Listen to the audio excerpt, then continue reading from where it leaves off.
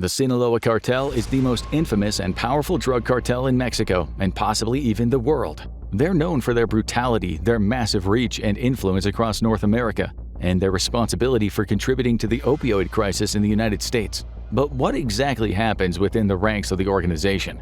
We're taking a look inside Mexico's most powerful drug cartel. Be warned, it's not going to be pretty.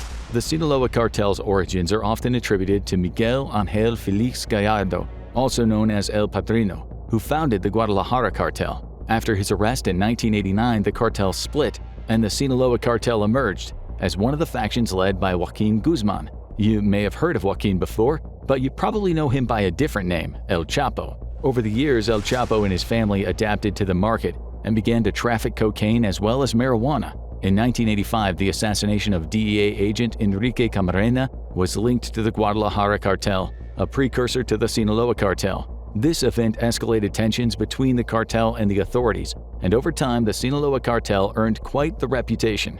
They were ruthless, they were bold, and they were to be taken extremely seriously. El Chapo was one of the most intimidating figures in drug trafficking history, but even he had to hand over the reins to the next generation. While he serves his life sentence in prison, the Sinaloa Cartel is still up and running under the direction of 3 of his sons, also known as Los Chapitos, or the Little Chapos. Don't let the nickname fool you. Los Chapitos have already set out to make their mark on the criminal underworld and follow in their father's footsteps. Today, their empire operates throughout Sinaloa, as well as Baja California, Durango, Sonora, Chihuahua, and even the United States. While the Sinaloa Cartel once focused on just marijuana and cocaine, they have a new deadlier product to sell: fentanyl. The synthetic pain reliever 50 times stronger than heroin and 100 times stronger than morphine is being trafficked across international borders by Los Chapitos and their cartel. Fentanyl trafficking costs people their lives, but it also makes the family billions of dollars. To them, that exchange is more than worth it. In 2014, Ovidio Guzman Lopez, the youngest of the brothers, opened a laboratory in Sinaloa used to process fentanyl. Then, using the routes already established by his father, back when El Chapo was in charge, he sent shipments to Tijuana, then on to Los Angeles. In 2016, Los Chapitos opened another facility, this time converting a meth lab into a fentanyl production site. The operation continued to expand from there, ramping up production after El Chapo's arrest in 2016 and extradition in 2017. Ovidio focused on the laboratories. Jesus Alfredo found the contacts in China that could supply the precursor chemicals, and Ivan Archibaldo, the oldest brother, focused on security. Part of that security was the establishment of an armed force kept in the pocket of the cartel. They forged an alliance with Ninis, the hitmen based in Sinaloa, and put them on the cartel payroll. On the order of Los Chapitos, the Ninis would keep the cartel's enemies and allies both in line. Their methods were not exactly kind. According to the DOJ, techniques for punishing those who wound up on the wrong side of the cartel's goodwill include waterboarding, electrocution, and savage beatings. Sometimes it was something even worse. Ivan Archibaldo owns a ranch in Sinaloa where he happens to keep an unknown number of tigers as pets. Sometimes the Ninis would simply throw the prisoners to the tigers to be eaten, dead or alive. In addition to the fentanyl industry, the Sinaloa Cartel has pushed into the local fishing industry to increase profits. Cannonball jellyfish are a massively profitable export of Mexico,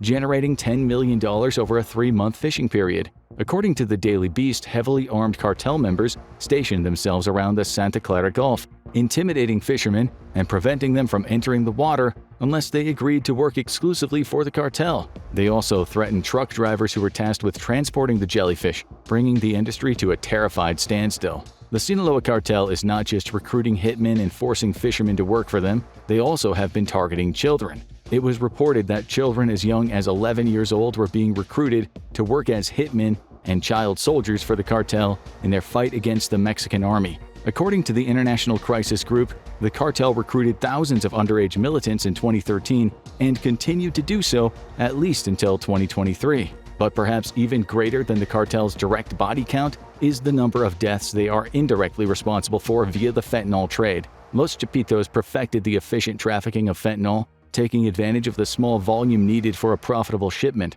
as well as corruption at border checkpoints. They've used old-fashioned techniques, such as drug mules carrying pills across the border, and combined them with contemporary technology. Cryptocurrency allows cartel members to receive massive amounts of money from their dealers in the United States without it being easy to track or detect. They can then use this cryptocurrency to pay their suppliers in China, all without the federal government sniffing it out. According to DEA Administrator Annie Milgram, the Sinaloa Cartel under Los Chapitos was more ruthless, more violent, and more deadly than it ever was under even El Chapo at his worst. On April 14, 2023, the United States government responded to this new era of the Sinaloa Cartel by handing down an indictment naming 28 members of the cartel in a fentanyl trafficking investigation. Among these members were Los Chapitos, who were charged with organized crime, drug trafficking, illegal possession of weapons, and money laundering. In response, the brothers issued a statement claiming, "We have never worked with fentanyl. We have never knowingly established relationships with people who traffic fentanyl." They blamed their father and claimed to be scapegoats being punished for his crimes. Only time will tell what becomes of Los Chapitos and the Sinaloa Cartel, but it was once thought that El Chapo was above the law, and he was wrong about that. Maybe that's just one more thing Los Chapitos will have in common with their father. Now check out Russia's secret weapon, how Putin is benefiting from other wars. Or watch this instead.